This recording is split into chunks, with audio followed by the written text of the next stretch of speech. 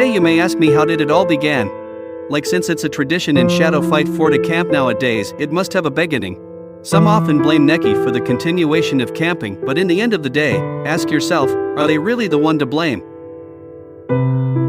This is MCP Panda, presenting you a long-term project of him, a deep dive into the art of camping.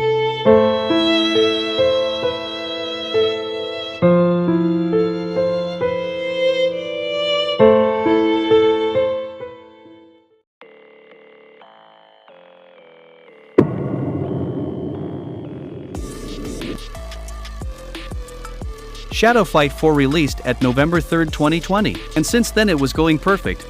The experts of Shadow Fight termed it as the golden era of arena. Shadow Mind created said a world will be created where the fighters will keep fighting each other. Some people learned to play real nice back then. Neki delivered satisfying reward skins and stuffs, not to mention the time we could upgrade with a small amount of coins. The fandom was happy and satisfied to everything until an incident happened. Before going into the incident, we have to understand a simple term. What is keep fighting, why it is used as a slogan of the Shadow Fighters. The thing which I'm about to share you now is based on a theory of mine, and it might not to be true, but the word keep fighting has a deep meaning in Shadow Fight franchise. At the beginning, Neki saw a problem in their game mechanics. An easy way to win the entire game, and they wanted to keep it hidden from the players. So they initiated the term keep fighting. The meaning of the term is simple. To keep fighting as always. It was a motto to remind fighters to keep fighting except using the process of camping. Well, in Shadow Fight 3 we did camp unintentionally, but none of us recognized it as camp and hated it back then. That's how Neki almost sucked to hit the camping system until PvP arrived. And with the influence of PvP system, the problem could came into the light, so they refrained from giving PvP system in any Shadow Fight games until its demands increased, like Spider-Man No Way Home fans demand to see Toby and Andrew. So Neki had no choice but to release PvP mode, but they made a smart move. They didn't release it in Shadow Fight 3, rather they made a new game, Shadow Fight 4, and released it in there.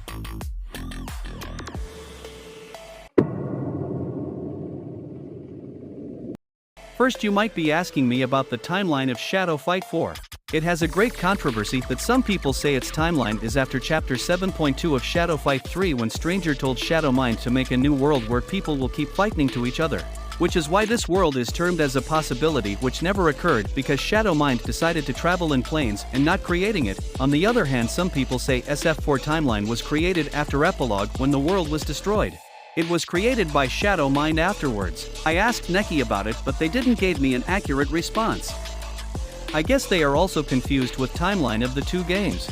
Well, to continue, there's a thing it is sure that Shadow Mind created the Shadow Fight 4 world to let everyone fight each other. To introduce this world, Neki ensured PvP system. But then comes the problem.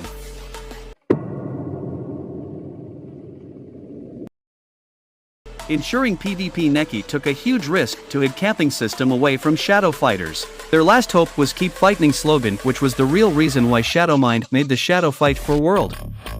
Back to the incident, it was just a normal day of Shadow Fight 4 of two fighters fighting nicely with each other. There was actually a fireguard guy in the fight. When he was losing, he recalled, why am I trying to fight when I can just go back and wait for the player to come near me? I will simply take and drop him off. Here we go. That's how camp got birth. Due to a single fur guard, camping player raised an entire generation of campers. The opponent lost the game and found this tactic easy and used it in another match, and that's how camping spread it all over. People found the tactic easy, stop fighting, and used the tactic again and again.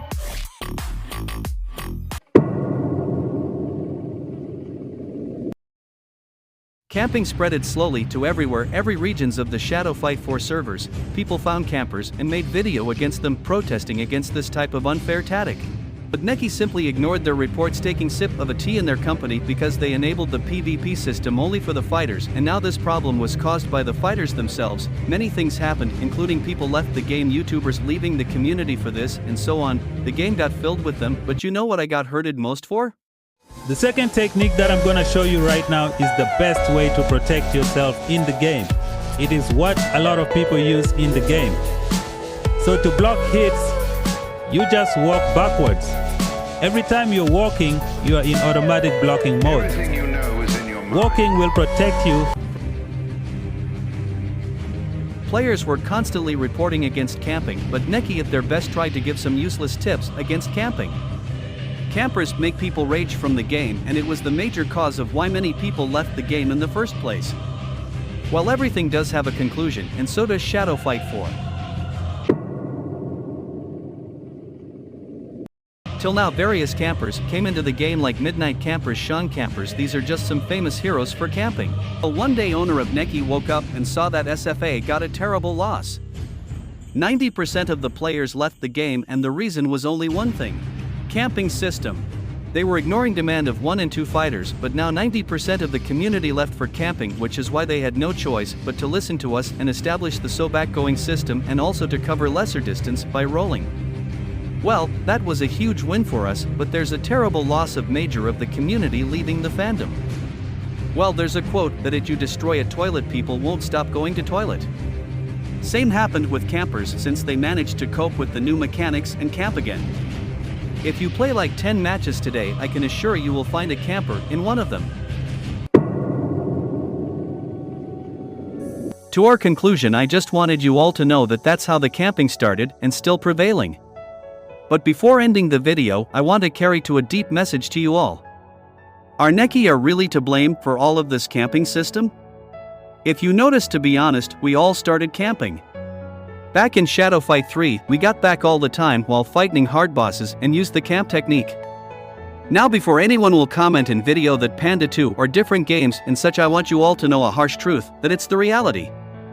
If you camp in a fight of Shadow Fight 3 which is full of bots, you will be called a pro, and if you use the same tactic in Shadow Fight Arena among real people, they will call you a camper. At the end of the day, people from Shadow Fight 3 first came to Shadow Fight 4. So they started camping to follow the same tactic they used back in Shadow Fight 3. Now tell me again, are you sure we aren't responsible for starting camping in Shadow Fight 4? To be honest, there's no way to get the game out of camping system. Every game has this, but in Shadow Fight Arena camping occurs more than any other games. What are your thoughts about it? Do let me know. Also, thank you all for watching this video. This was the art of camping, how they had originated, who are responsible for it, and it's still going on. I hope you all enjoyed the video, and if you have any kinds of solution against camping, please do let us know in the comments. Also, like and subscribe if you enjoyed my video. I'll see you all in another video. Till then, goodbye.